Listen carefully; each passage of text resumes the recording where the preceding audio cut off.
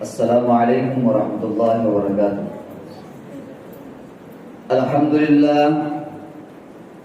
للہ رب العالمین والصلاة والسلام على سید الانبیاء والمرسلین محمد وآلہ واصحابہ اجمعین. اما بعد فاعوذ باللہ من الشیطان الرجیم. بسم اللہ الرحمن الرحیم. وما ارسلناك الا رحمة للعالمین. وقال تعالى وانك لعلى خلق عظیم. صدق اللہ العظیم. چھڑا کے بت کی پرستش سکھائی تھی وحدت، چھڑا کے بت کی پرستش سکھائی تھی وحدت، کہ میرے خیال کی ترویج عام ہو جائے. سیاسیات سے مذہب کو ملا دیا تو نے، سیاسیات سے مذہب کو ملا دیا تو نے، کہ دین و دنیا کا سب انتظام ہو جائے. رفاہ عامی تیرا تھا جبکہ لقب العین، لقب کیوں نہ تیرا خیر الانام ہو جائے. صدر محترم، اسٹیج پر تشریف فرما معزز علماء کرام اور میرے عزیز ساتھیوں، آج کے اس جلسے میں میں آپ حضرات کے سامنے محسن انسانیت اغیار کی نظر میں اس موضوع پر کچھ دیر لفظ گوشائی کرنا چاہتا ہوں. امید ہے کہ آپ حضرات غور سماعت فرمائیں. حضرات، یوں تو عبد المطلب کے لخت جگر، آمینہ کی نور نظر، خدا کے آخری پیغمبر محمد بن عبداللہ صلی اللہ علیہ وسلم کی حیات طیبہ، اخلاق حسنہ اور تعلیمات مطہرہ پر لکھوں کا اوراق لکھے گئے ہیں. ہزاروں نہیں بلکہ لاکھوں اور کروڑوں انسانوں نے آپ صلی اللہ علیہ وسلم پر عقیدت و محبت کے پھول نچھاور کیے ہیں. بے شمار شعراء و ادباء نے اپنی انگلیوں کو کٹا کر شہیدوں میں نام درج کرایا ہے. صرف اپنے ہی نہیں، غیروں نے بھی آپ صلی اللہ علیہ وسلم کو قلم و کرتاس، زبان اور بیان کی سلامی دی ہے. حاضرین مجلس، اس مختصر سے وقت میں غیروں کے تمام اقوال کا احاطہ کرنا سمندر کو کوسے میں بھرنے کی مرادف ہے. تاہم ما لا یدرک کلہ لا یدرک کلہ کے تحت مشت نمونہ از خروارے کے طور پر چند اقوال و تحریرات پیش خدمت ہیں. شمع نبوت کے پروانوں، محمد عربی صلی اللہ علیہ وسلم کی صدق گوئی، راست بازی، امانت و دیانت دار کی گواہی کے لیے 19 فروری 2011 کا عالمی سہارا اٹھائیے اور صفحہ نمبر 12 کھولیے تو آپ کو ایک لیڈیز مس اینی بیسنٹ کہتے ہوئے نظر آئیں گی کہ پیغمبر کی جس بات نے میرے دل میں ان کی عظمت و بزرگی قائم کی، ان کی وہ صفت ہے جس نے ان کے ہموطنوں سے الامین کا خطاب دلوایا. مظاہر الحق میں صفحہ نمبر 14 پر ہے کہ آپ کے صادق القول والفعل ہونے کی شہادت دیتے ہوئے مسٹر جان لکھتے ہیں کہ آپ صلی اللہ علیہ وسلم صادق القول والفعل، صاحب الرائے اور پابند وضع تھے. ان صفات کی وجہ سے آپ صلی اللہ علیہ وسلم کی قدر و منزلت اور بڑھ گئی ہے.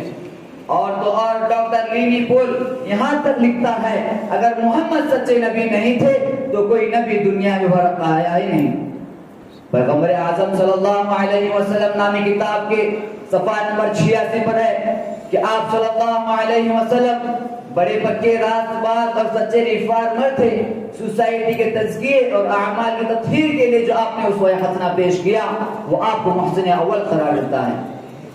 حضرات، آپ صلی اللہ علیہ وسلم کی تواضع و سادگی، عاجزی و انکساری، امیر و غریب کی دلجوئی کا تذکرہ کرتے ہوئے ہیڈ ماسٹر رگھوناتھ سائے اپنی کتاب پیغام اسلام میں صفحہ نمبر 100 پر لکھتے ہیں خواہ کوئی غلام بھی آپ کو کھانے بلاتا تو اس کے یہاں پہ تکلف چلے جاتے اور سب کے ساتھ مل جل کر کھانا کھاتے. خواہ وہ امیر ہو یا غریب، غلام ہو یا آزاد، جب کسی مجمع میں بیٹھتے تو سب سے مل جل کر بیٹھتے. اسی کتاب کے صفحہ نمبر 86 پر ہے کہ انہیں کہ انہیں کر و فر اور شان و شوکت مطلق پسند نہ تھی، وہ قناعت کے ساتھ زندگی گزارتے تھے، مگر وہ زندگی کے مادی قدروں کے مخالف نہ تھے۔ وہ معمولی سے معمولی اور حقیر سے حقیر کام خود اپنے ہاتھوں سے کر لیتے، رسم و رواج اور زیب و زینت کے سخت مخالف تھے۔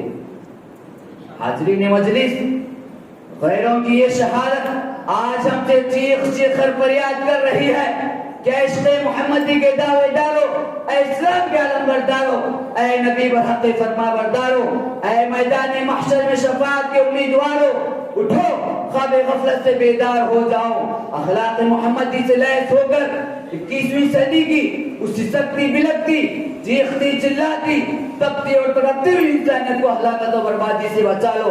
نفرت و عداوت، تعصب و شقاوت، بغض و حسد کے انگار و شعلوں کو اخلاق محمدی کے چھنٹوں سے بجھا کر ایک بار پھر امن و امان کی فضا کو بحال کر دو۔ ملت اسلامیہ کے دھڑکتے دلوں، ذرا ایک نظر ان مسائل پر بھی ڈالتے چلو جن کو بنیاد بنا کر دشمنان اسلام اور اعداء پیغمبر صلی اللہ علیہ وسلم نے آپ صلی اللہ علیہ وسلم کی مقدس زندگی پر کیچڑ اچھالنے کی کوشش کی ہے، جن مسائل کی بنا پر آپ صلی اللہ علیہ وسلم کے اخلاق و کردار پر انگلی اٹھائی ہے، جن مسائل کی بنا پر آپ صلی اللہ علیہ وسلم کو طعن و تشریح کا نشانہ بنایا گیا ہے، یعنی ہمدردی و غم خارج پر مشتمل آپ صلی اللہ علیہ وسلم کی ازدواجی زندگی کو عیش و عشرت کے سانچے میں ڈھال کر کبھی تو رنگیلا رسول جیسا ناپاک لفظ آپ صلی اللہ علیہ وسلم کے شان اقدس میں استعمال کیا گیا، تو کبھی شہوت پرست کے عنوان سے یاد کیا گیا، لیکن حقیقت شناس غیر متعصب مورخین اس بات کا اقرار کرنے پر مجبور ہیں کہ شادیاں خواہش نفسانی کی تکمیل کے لیے نہیں تھی، بلکہ مجبور و بے بس اور خبر گیری کے لیے تھی۔ چنانچہ مسٹر مارماڈیک مختال نے 6 جنوری 1917 کو بمقام سیل ہوٹل لندن جلسہ میلاد النبی کے موقع پر خطاب کرتے ہوئے کہا تھا کہ آپ ایک انسان تھے اور تمام خواہشات و جذبات جو انسان میں ہوتے ہیں وہ آپ میں تھے، مگر آپ حیرت انگیز طاقت کے انسان تھے، لیکن جوانی کے 25 سال یعنی 50 سال کے عمر تک آپ کی ایک ہی بیوی تھی۔ اس سے پتا چلا کہ آپ صلی اللہ علیہ وسلم محض غرگیری کے لیے چندیوں کو اپنے نکاح میں لائے تھے۔